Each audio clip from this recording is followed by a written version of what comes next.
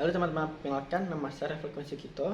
Saya adalah salah satu mahasiswa jurusan Sistem Informasi Angkatan 5 Universitas Internasional Semen Indonesia. Pada video kali ini saya akan menjelaskan tentang salah satu mata kuliah yang terdapat pada jurusan Sistem Informasi, yaitu pemrograman web atau biasa disebut pemrograman website. Nah, apakah pemrograman website itu? Pemrograman website adalah salah satu mata kuliah yang terdapat pada jurusan Sistem Informasi yang akan membahas tentang bagaimanakah cara atau langkah-langkah untuk membuat suatu website dari nol sampai menjadi siap dipakai oleh semua pengguna internet.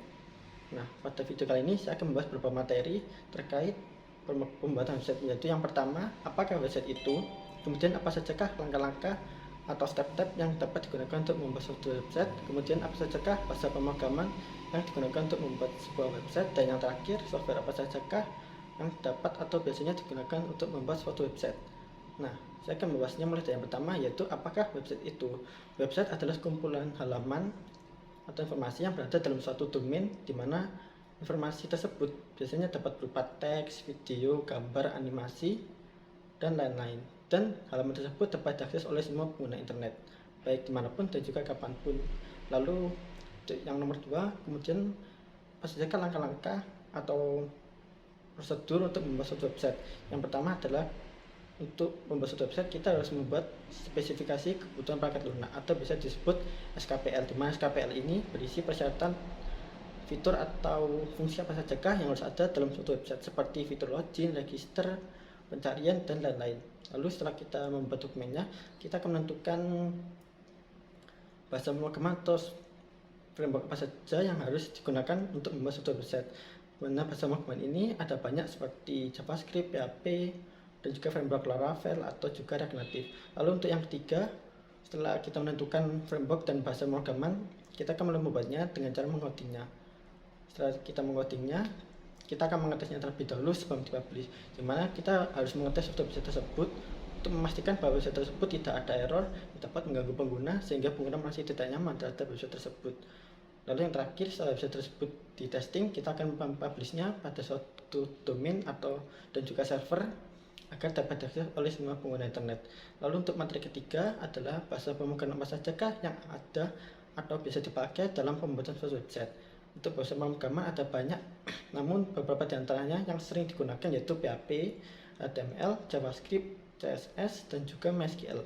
Untuk MySQL sendiri itu adalah database, yaitu suatu penyimpanan yang akan dipakai apabila website kita itu membutuhkan penyimpanan, seperti menyimpan data pribadi setiap orang atau data pembayaran.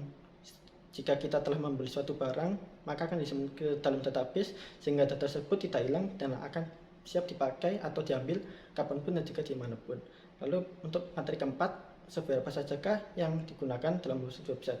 Di informasi sendiri, beberapa software yang biasanya digunakan yaitu VS Code atau Notepad sebagai editor, di mana kita akan menulis coding kita pada aplikasi tersebut, sehingga di mana aplikasi tersebut itu guna untuk menuliskan coding kita.